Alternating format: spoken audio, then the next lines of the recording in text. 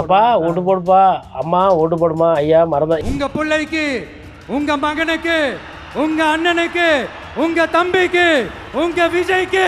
ஆனால் விசில் வந்து இப்போ ஒரு ரெஃபரி மாதிரி யார் வின்னு யார் அவுட்டுன்ற இடத்த வேணா முடிவு பண்ணும். இஸ் நாட் அ பிளேயர் இந்த செலெக்ஷன். தயவு செஞ்சு விசில் சின்னத்துக்கு ஓட்டு போடுங்க. இது ஒரு விசில் புரட்சி தேர்தலா இருக்கணும். விஜய்க்கு வந்து டிஎம்கே பார்த்து பயம். ஒன்னு டிவிகே, இன்னொன்னு DMK. As I am suffering from fever, I am unable to attend the election campaign. So kindly நான் வந்ததான் நினச்சி நீங்களே ஓட்டு போட்டுக்கோங்க, நீங்களே விசில் ஊதி நீங்களே விசிலில் போடுங்க. ஒவ்வொரு தாவேக்க ரசிகரும் எங்கன்னா அடக்கமாக இருக்காங்களா? அட்டகாசம்.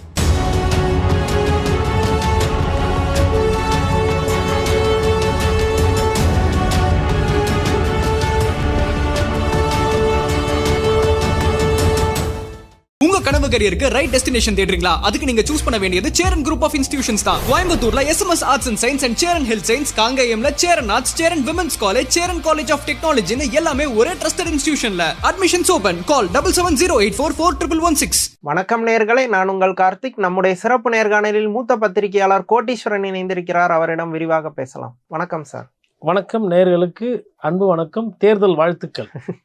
இப்போ அப்பார்ட் ஃப்ரம் பிரச்சாரம், அதை கடந்து அட்வர்டைஸ்மெண்ட் வந்து ஒரு முக்கியமான ரோல் உண்டு. இப்போ டிஎம்கே வந்து ஏடிஎம்கேவை கிரிட்டிசைஸ் பண்ணி ஆட் போடுவாங்க, ஏடிஎம்கே டிஎம்கேவை கிரிட்டிசைஸ் பண்ணுவாங்க. பேப்பர் அண்ட் டிவி, இன்டர்நெட்டு நிறைய பண்ணுறாங்க. இப்போ விஜய்க்கு அவரே ஒரு பெரிய பாப்புலர் ஸ்டாருங்கிறதுனால அவர் ஒரு சின்னதாக ஒரு அட்வர்டைஸ்மெண்ட் மாதிரி நடிச்சிருந்தா அது ஒரு அவங்க ஃபேன்ஸ் பெருசாக ரீச் பண்ணியிருப்பாங்க. இல்லை கட்சி சார்ந்த அட்வர்டைஸ்மெண்ட்டே கொடுத்துருக்கலாம். எதுவுமே பண்ணலை.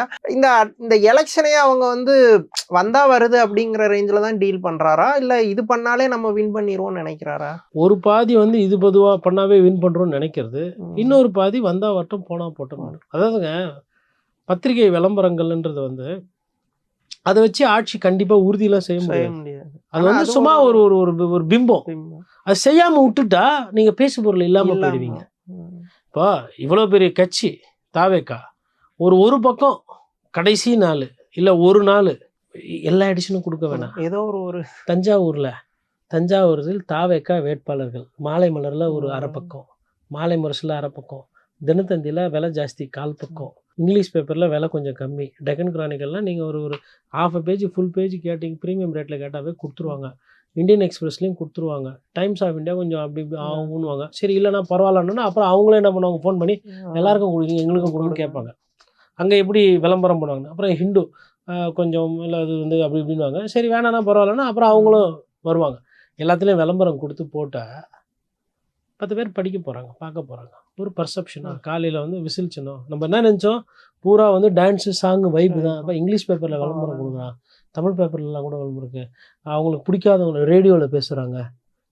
இப்போ உங்களுக்கு பிடிக்கலையோ ஃபோனை ஒன்று தொட்டவுடனே ஸ்டாலின் தொடரட்டும் மீண்டும் வரட்டும் பாட்டு போகுது.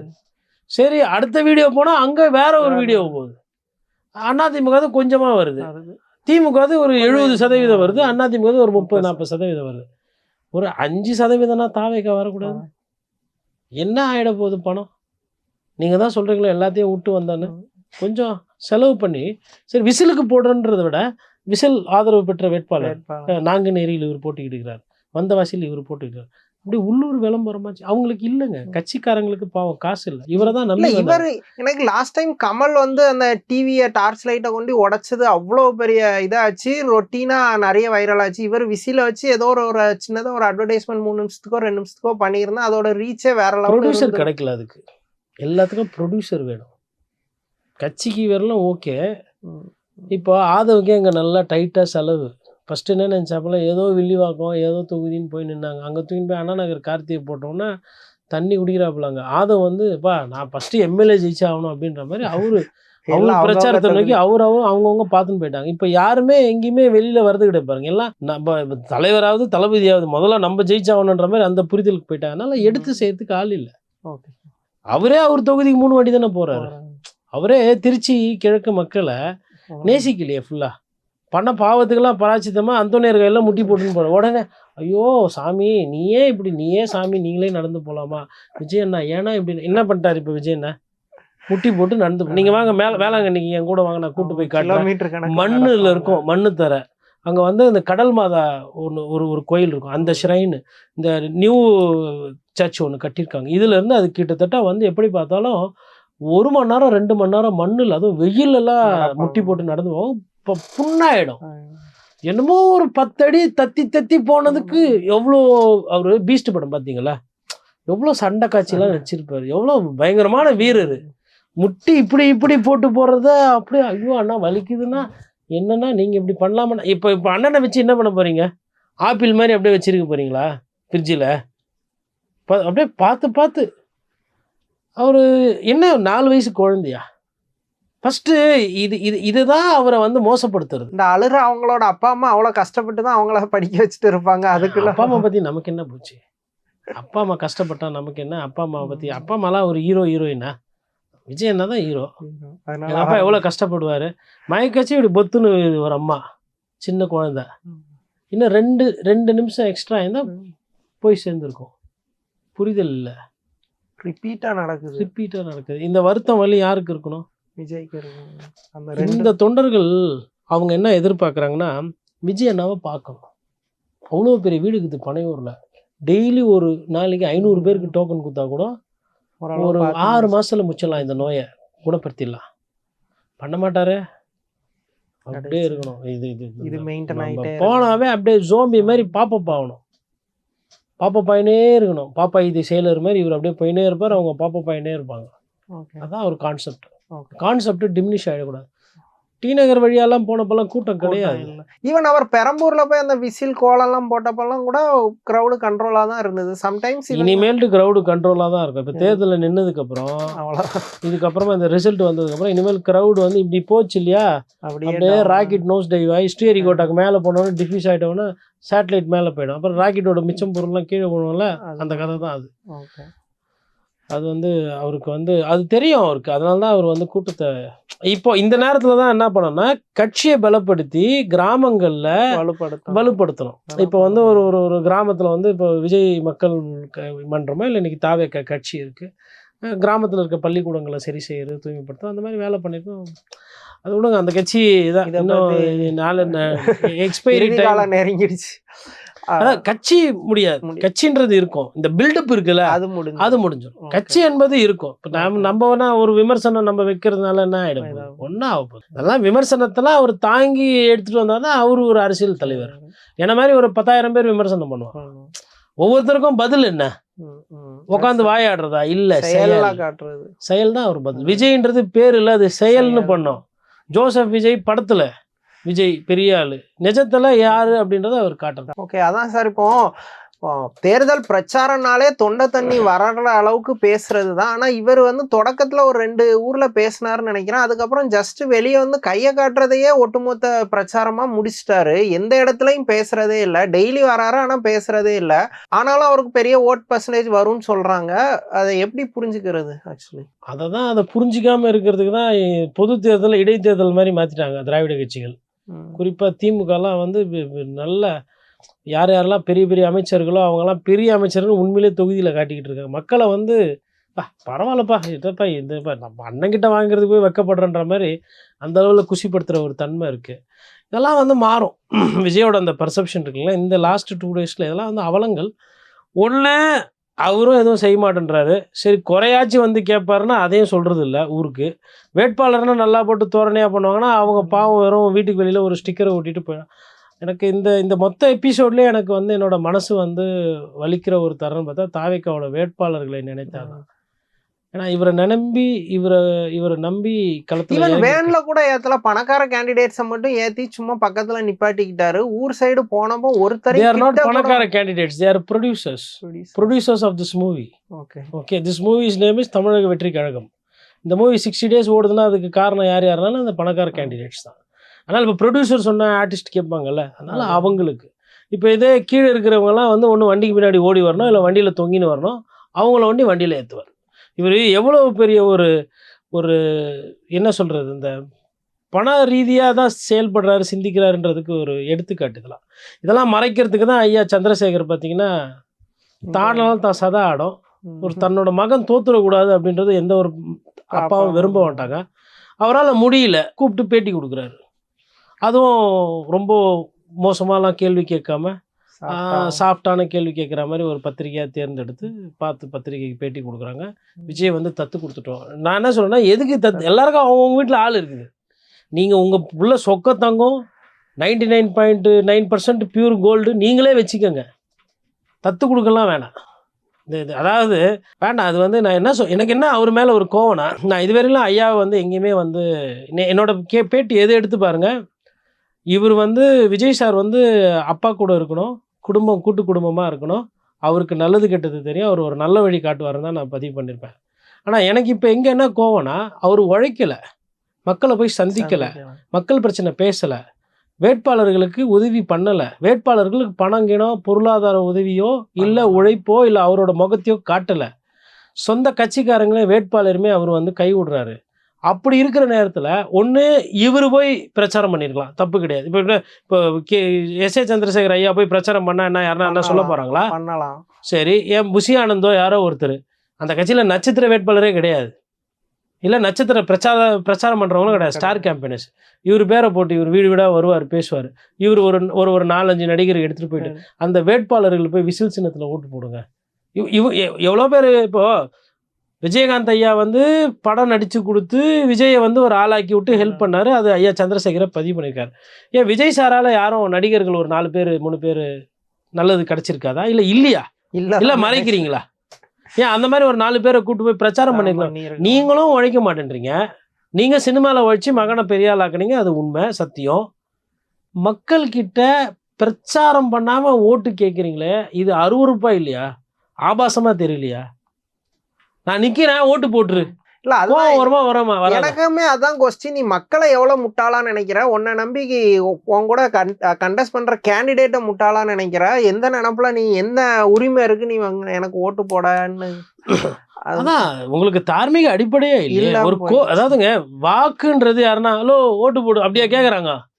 அப்பா ஓட்டு போடுப்பா, அம்மா ஓட்டு போடுமா, ஐயா மறந்தா. ஏன் அந்த இடத்துல இறங்கி போனாதான் வேலை ஆகும். 1. 2வது, மக்கள் சக்திக்கு முன்னாடி இந்த ஜனநாயகம் பணநாயகம் அந்த நாயகன் இந்த நாயகம்லாம் பொடி பொடியாக போடும். அவ்வளோ நடிப்பார் எங்கள் ஐயா சிவாஜி. என்னாச்சு? தான் போனாங்க. ஏன் இந்த ராஜபாட் ரங்கத்துறை மாதிரி ஊன்லாம் போனாலாம் வேலை ஆகாது. மக்கள் இப்போ நீங்கள் பாருங்கள், எங்கெல்லாம் மிடுக்கா இப்படி இப்படி இப்படி போகிறாங்களோ அமைச்சரோ இல்லை எதிர்கட்சியில் இருக்கிற எம்எல்ஏக்களோ அந்தவங்களாம் தோத்து போயிடுவாங்க. நிறைய கடுப்பாயிருவாங்க. அடக்கம் இல்லைன்னா அடக்கம் அமரரில் வைக்கும், அடங்காமை ஆறில் உய்த்து விடும். இதெல்லாம் வந்து உழைப்பு இல்லாத தன்மை, அடக்கம் இல்லாத தன்மை. ஒவ்வொரு தாவேக்க ரசிகரும் எங்கன்னா அடக்கமாக இருக்காங்களா? அட்டகாசம். இப்போ வந்து இவர் வந்து சரி பதறுது பாவம். அவருக்கு மகன் தோத்து விடுவானோ, அது நியாயமான வலி வேதனை. நான் தலை வணங்குறேன். ஏன்னா எனக்கு அந்த அப்பா பாசம்னா எனக்கு ரொம்ப பிடிக்கும். பேசிக்க அந்த சென்டிமெண்ட் பிடிக்கும். ஆனால் என்ன பண்ணோம், கூப்பிட்டு போய் தப்புன்னா தப்பு இல்லை. நான் என்ன சொல்கிறேன்னா, அப்பா தானே போய் 2 கடை வைங்கன்ற வீட்டில் என்ன நினச்சினுக்கிறோம் மனசில்? என் புள்ள நீ என் பேரும் சேர்த்து கெடுது. கட்சி தோணிங்கன்னா மரியாதையாக போய் பிரச்சாரம் பண்ணு. கடை வைக்கணும் சார், வெளியில் தெரிய வேணாம், பொசிஷன் எடுங்க. நீங்கள் அப்படி பண்ணிட்டு உள்ளே போய் இப்போ கேமரா முன்னாடி விஜய் வந்து ஒரு முடிவு எடுத்துருவார். அவருக்கு அரசியல் தெளிவு ஜாஸ்தி. அம்மையார் ஜெயலலிதாவெல்லாம் அப்படிலாம் பார்க்கல, நான் தான் போய் பார்த்தேன். அப்போ வந்து இப்படியெல்லாம் நிற்கலை. எதுக்கு இது? இப்படி நின்று அவர் பேசினது வீடியோவே வந்துருக்குது. இப்படி தான் எல்லாரும் இப்படி வச்சுக்கிறாங்க கையை இப்போ அம்மா அப்படின்ற மாதிரி. அது வந்து அவர் அப்படிலாம் இல்லை, உதவி பண்ணார். 40 தொகுதியில் போய் நாங்கள் பிரச்சாரம் பண்ணோம். ஏன் அம்மையார் ஜெயலலிதா செத்து போய் இந்து மத பிரகாரம் பார்த்தா அடுத்த ஜென்மமே அவங்க எடுத்துருப்பாங்க பிறவி. ஏன் அவங்க இருக்கும்போது சொல்ல வேண்டியதானே இதெல்லாம்? அது ஒன்று. அப்புறம் திமுககாரங்க ஈஸியாக விட மாட்டாங்க இவர் அரசியல் பண்ணுறத. சார் திமுககாரங்கெல்லாம் விடலை சார், அவர் தான் அவருக்கே தடை வச்சுக்கிறாரு. கடலூர் ஒரு பின்தங்கின மாவட்டம் கடலூர், ஏழைப்பாழைகள் இருக்கிறேன்னா பிரச்சாரத்துக்கு போகிறேன்னு சொல்லிட்டு போகாமல் போகிறீங்களே, என்ன நியாயம் இது? நான் ஏன் தெரியுங்களா அந்த பிரச்சாரத்துக்கெலாம் முக்கியத்துவம் சொல்கிறேன்? இப்போது எடப்பாடி பழனிசாமியோ இல்லை ஸ்டாலினோ ஒரு பாயிண்ட்டுக்கு போகிறாங்கன்னு வச்சுக்கோங்களேன், அந்த ஊரில் லோக்கலில் டீ கடை வியாபாரம் நல்லா இருக்கும். அந்த ஊரில் இருக்கிற கடை அங்கே ஊரில் இருக்கிற சீரியல் பல்பு போடுறவங்க, சேரு சப்ளை பண்ணுறவங்க, அந்த ஊரில் வண்டி ஓட்டுறவங்களும் ஒரு 10 காசு கிடைக்கும். தேர்தல் நேரத்தில் இந்த கருப்பு பணம் ஊழல் பண்ணி சம்பாரிச்ச பணம், மோசமான பணம்லாம் மக்களை மக்கள்கிட்ட நோக்கி போய் போகும். சேரும். இதுக்கு தான் பிரச்சாரம் நல்லா இருக்கணும் நல்லா இருக்கணும் நான் பேசுறது. அது ஒரு திருவிழா அது ஒரு actually. திருவிழா. அதிகமா பணம் இருக்கவங்க கிட்ட இல்ல தப்பு தப்பா இருக்கிற பணம் திருப்பி மக்கள்கிட்டயே போற நேரம். அதை கூட செய்ய மாட்டான்னா, இப்போ உங்களுக்கு ஃபர்ஸ்ட் ஷோல 150 ரூபா 200 ரூபா வர வேண்டிய டிக்கெட் 2000 ரூபா போனதுனால தான் இன்னைக்கு ஒரு பணக்காரரு.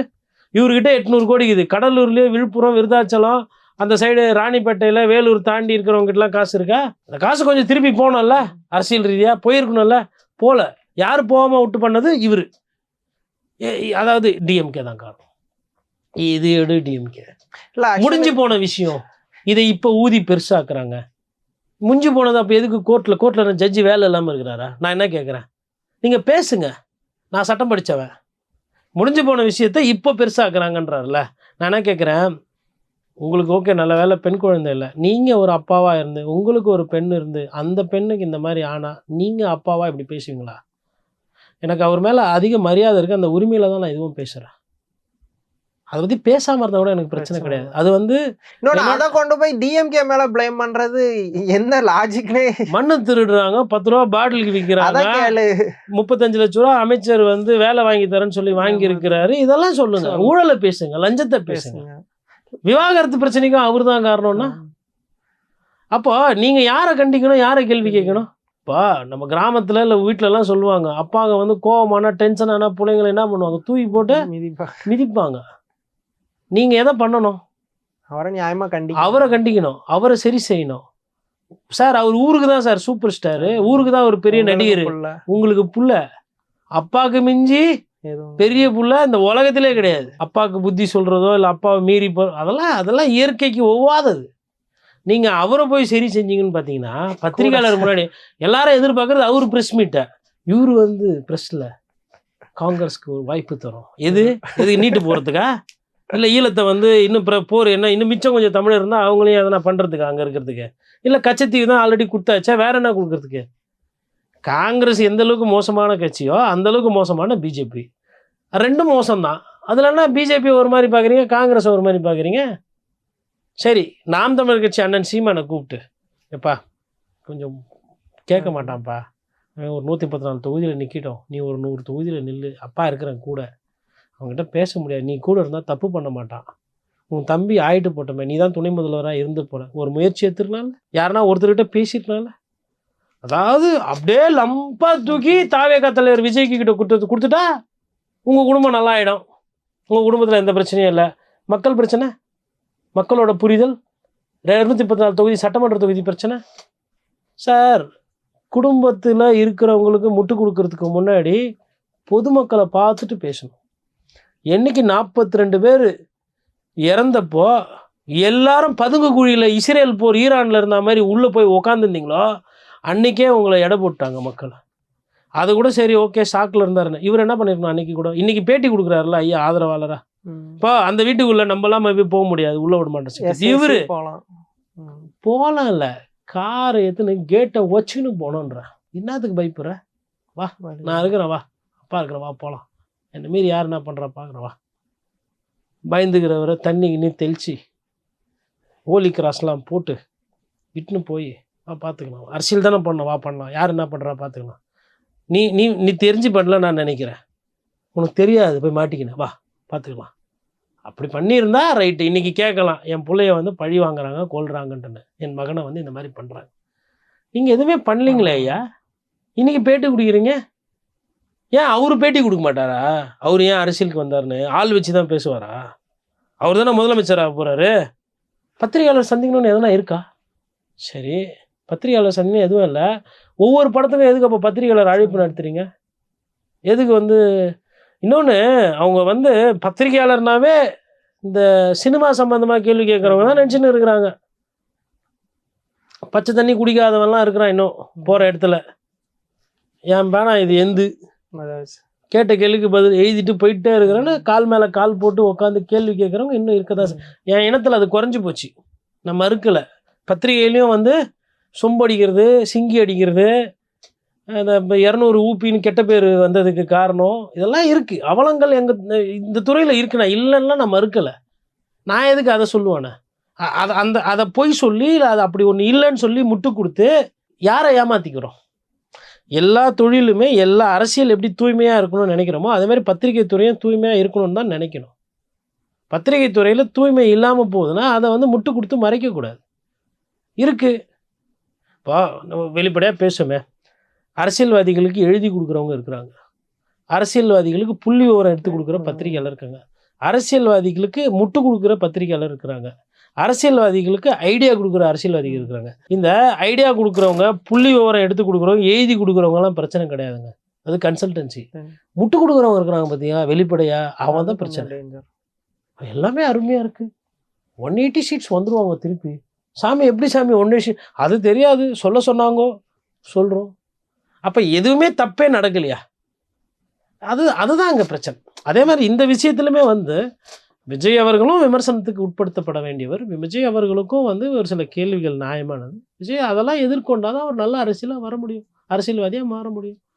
நீங்கள் இதெல்லாம் எதிர்கொண்டு இதெல்லாம் சரி செய்து இந்த பிழைகள்லாம் சரி செஞ்சீங்கன்னா நீங்கள் ஒரு நாள் முதலமைச்சரை யாராலையும் தடுக்க முடியாது.